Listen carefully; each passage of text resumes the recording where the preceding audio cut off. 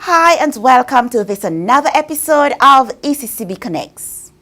As we continue preparations for the rollout of the new EC Polymer notes, Acting Director in the Currency Management Department, Rosbert Humphrey, answers some of the questions you may have regarding Polymer.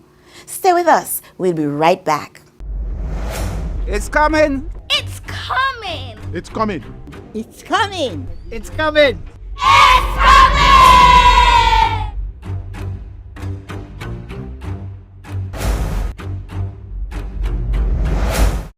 Rosbert, welcome again to ECCB Connects. Thank you, Shamalan. It's my pleasure to be here once again. We're continuing our discussion on Polymer. We know that it's coming and it's coming soon. Remind us of the timeline for the rollout, please. We will roll out the 50s in May or June this year, the 100s, the 20s, the 10s in about August, September this year, followed up with the 5s in August, September 2020. Why the staggered approach to the rollout? Well, this is based on the level of stock that we have in our vault, right?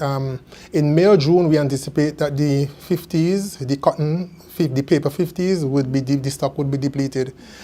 So we would just continue the process of issuing this time, using Polymer. In our last discussion, you mentioned that one of the reasons the ECCB is moving to Polymer is durability. What's the lifespan of a Polymer note? Polymer banknotes are expected to last about 3 times longer than paper banknotes, right? But this is dependent on the denomination. For example, the paper 5s that we have in circulation right now would last about 6 to 9 months. That short. Very right, because this is the one that is most in circulation. This is one that is mostly used, by the population. So the Polymer $5 banknotes are expected to last 18 to 27 months. One of the key features of the Polymer notes is the tactile feature for the blind and visually impaired. Remind us of these features. Well, the tactile feature are some raised bumps that are on the notes. They form shapes that the blind and visually impaired persons can relate to. They can feel and know which denomination they have, in their possession.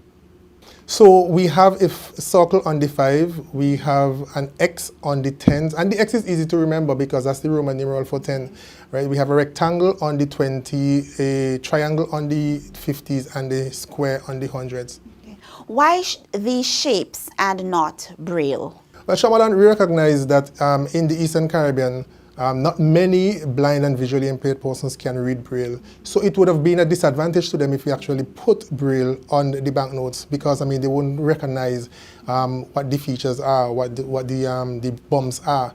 So we decided to put something that the blind and the visually impaired persons, as a matter of fact, the general public can relate to, easily relate to. Hence the different shapes. As you mentioned, general public. So these shapes then, they also have usefulness for the sighted, not just... Of course, because, imagine yourself in a dark area. You don't really want to expose all your cash to take out a particular denomination. You can just feel and know what denomination you have, even if in dark areas or dimly lit areas. So these tactile features work for everyone? Everybody. These raised bumps, will they flatten over time? No, they wouldn't flatten over time. The banknotes are made from polymer. Polymer is a thin, transparent plastic film made from polypropylene. Polypropylene is just a versatile, complex plastic. Now, by virtue of that, the material has memory, right? So these bumps, they are able to withstand any kind of pressure, and they wouldn't flatten out at all. With respect to the size of the Polymer notes, is the size the same as the current note? Yes, the size is still the same, 145 by 69 millimeter. Still the same as the paper banknotes. However, I just want to remind the public that the orientation would be different. The notes would now be vertically oriented as opposed to horizontal with the current banknotes. One of the main concerns members of the public have raised is what will happen to the note if it gets tumbled in the washing machine accidentally? We don't expect any damage to the banknotes if it's tumbled in the washing machine. It might just get fold or some slight creases, but we don't expect any major damage to the banknotes. What about the dryer? We do not expect any damage to the banknotes if they are placed in the dryer. Although the notes have been tested to withstand temperatures of up to 140 degrees Celsius, if you leave the banknotes exposed to heat and such high temperatures for an extended period of time, it would compromise the features. So it depends on how hot that dryer is, or how long you actually leave the banknotes in the dryer, right? Another thing too, we do not want persons to crumple the banknotes, right, or crease those acute creases to the banknotes, right? Like I said before, the banknotes, they have the polymer banknotes, they have memory, so those creases and crumples tend to, be in the banknotes almost permanently and can cause the banknotes to be unfit for circulation in quick time. All right, we do not want persons to iron the banknotes, right? Unlike the paper banknotes, these notes will be damaged. You would definitely need an iron and a banknote if that has to happen, right? It will compromise the features of the banknote. Because we know some people iron the current paper notes to get them smooth and stiff, or if they get wet. Don't try it with polymer.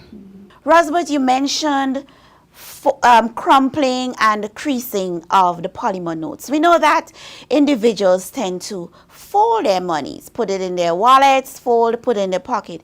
Is that going to be an issue with polymer notes? No, it wouldn't be at all. The folding actually gives the banknote just a bend, something like this, right? So this is okay, right? So the use of wallets, the use of money clips, it would be okay for the... No damage to the note. No damage to the note. It would be okay with the polymer banknote.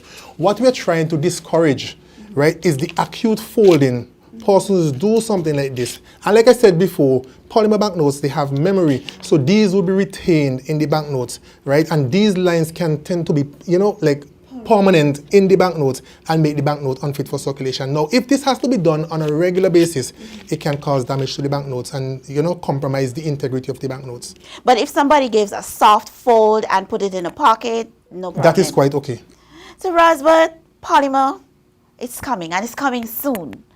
Are the commercial banks, other financial institutions, and businesses ready for this transition? Yes, Shomalan, they will be ready. We have been having discussions with the commercial banks, the credit unions, even vending machine operators, right? Digicel, Flow, who have, kiosk. In terms of bill payment and top-ups. So we'll be having discussions with them. So they do not require new machines, right? All that is required is to recalibrate the machines to accept or to dispense polymer banknotes. So we will be providing exemplar notes to these institutions, commercial banks, credit unions, and other institutions, right? So they can test their machines, right, ahead of the launch of polymer banknotes. And specifically for the banks, their ATMs. Exactly, the ATMs in particular, right? The commercial banks and the credit unions, and even the vending machine suppliers. Rosbert, thank you very much for speaking with us again on ECCB Connects. Thank you very much, Shomalan. And yes, polymer, it's coming. It's coming. It's coming. It's coming. It's coming. It's coming. It's coming. It's coming.